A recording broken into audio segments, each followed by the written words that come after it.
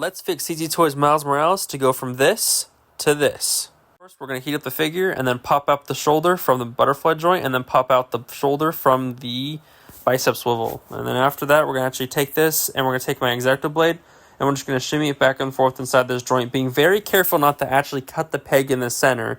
And this will actually make it easier to the next step. Next, we're going to take some flush cutters and we're actually going to cut off this little piece of plastic right on here on both sides. Still keeping away from the peg that's protruding out from there, but we're just cutting this out, that way it has more range and he can pick his arms to his side a little bit better. And then once you do that, you can actually clean up with an X-Acto blade, and then we can just pop it right back together and then throw it directly back in the shoulder in this orientation. Next, we're going to take his arm and actually, while this is still warm, push down that lower joint inside that forearm, pop off his bicep, and then take some flush cutters and we're going to do an even cut right around the back right here, just to cut it right down to that peg. Just like so.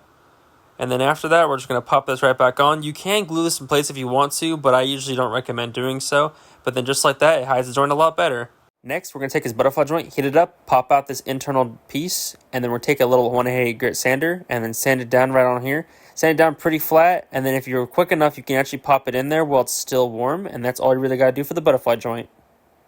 Now for the most requested fix, the ankle. You're going to pop off the foot and then pop out this joint right here after heating it up, of course. And then now we're also going to do the same thing we did on the shoulder, take an X-Acto blade and just kind of shimmy it back and forth inside here until it pops apart. It should come off pretty easily. Then we're going to sand down the joint till it's relatively flat, not doing too much on here. And then after that, we're actually going to throw some of this joint tightening pen in there, or we're going to take some varnish, or you can even do Kiki's joint tightener. This will kind of just give it some extra texture and grip that it needs to stay tight instead of just only sanding it down. So just going to fry it pretty liberally in here, just making sure as much as you can do. If you did a pretty good job sanding, you don't really need much of this. I'm just doing a little extra because these joints were very, very loose beforehand. Just pop that right back together.